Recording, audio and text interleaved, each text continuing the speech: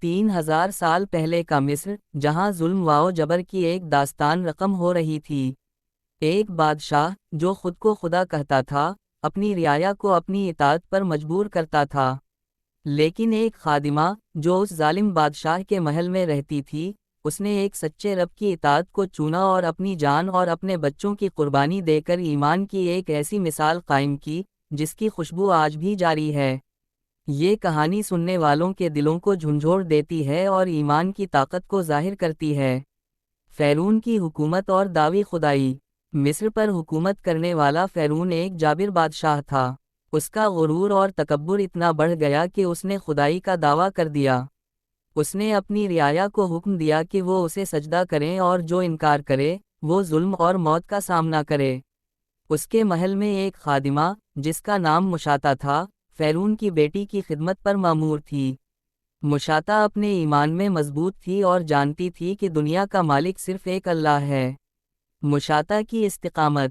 ایک دن مشاطہ فرعون کی بیٹی کے بال سنور رہی تھی۔ اتفاقاً کنگھی اس کے ہاتھ سے نیچے گر گئی۔ اسے اٹھتے ہوئے اس کی زبان سے بسم اللہ نکل گیا۔ شہزادی نے حیرانی سے پوچھا، یہ تم نے کس کا نام لیا؟ میرا رب تو میرا باپ فرعون ہے۔ مشاطہ نے کہا، فرعون تمہارا رب نہیں، رب وہ ہے جو سب کو پیدا کرتا ہے اور سب کو روزی دیتا ہے۔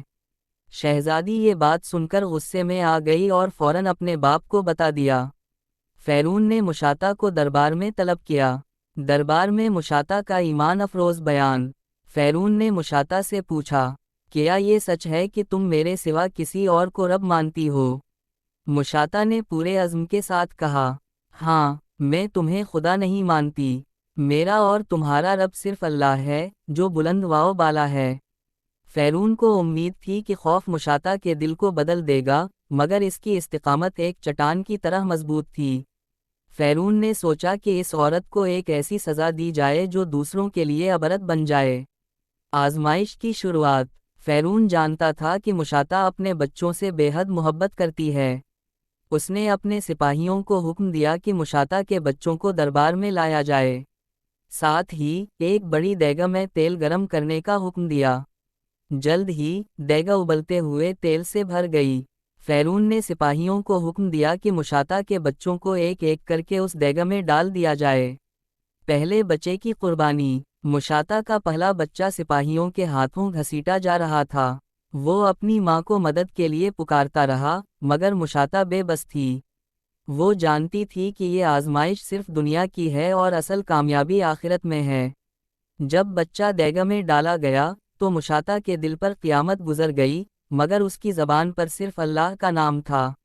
دوسرے اور تیسرے بچے کی قربانی۔ ایک کے بعد ایک مشاطہ کے بچے تیل میں ڈالے جاتے رہے۔ ہر بار فرعون اسے کہتا، اگر اپنی جان اور بچوں کو بچانا چاہتی ہو تو میرے رب ہونے کا اقرار کر لو، مگر مشاطہ نے ہر بار انکار کیا۔ سب سے چھوٹے بچے کا معجزہ۔ اب فرعون کے سپاہی مشاطہ کے سب سے چھوٹے شیر خوار بچے کو لے کر آئے۔ وہ بچہ روتا ہوا ماں کی طرف دیکھ رہا تھا۔ مشاطہ کی ہمت جواب دینے لگی۔ اس کا دل ٹوٹنے کے قریب تھا۔ اچانک اللہ کی قدرت ظاہر ہوئی۔ وہ شیر خوار بچہ جو ابھی بول بھی نہیں سکتا تھا، اپنی ماں سے بولا، ماں، حق پر رہو، دنیا کا عذاب آخرت کے عذاب کے مقابلے میں کچھ بھی نہیں۔ یہ سن کر مشاطہ کی آنکھوں میں آنسو آ گئے، مگر اس کے ایمان میں مزید مضبوطی آ گئی۔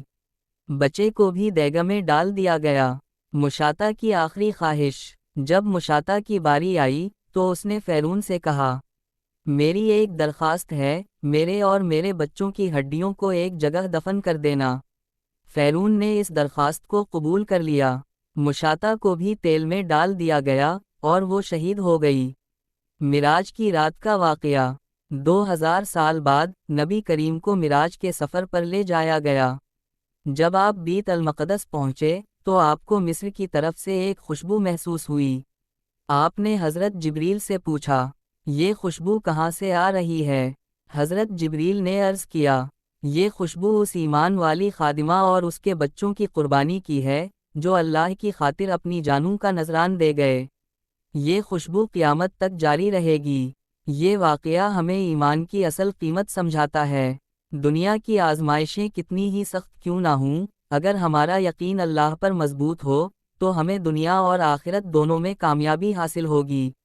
دوستو، یہ کہانی ہمیں یاد دلاتی ہے کہ ایمان ایک ایسی دولت ہے جسے پانے کے لیے دنیا کی سب سے بڑی قربانی بھی کم ہے۔ کیا ہم اپنے ایمان کو مضبوط کرنے کے لیے تیار ہیں؟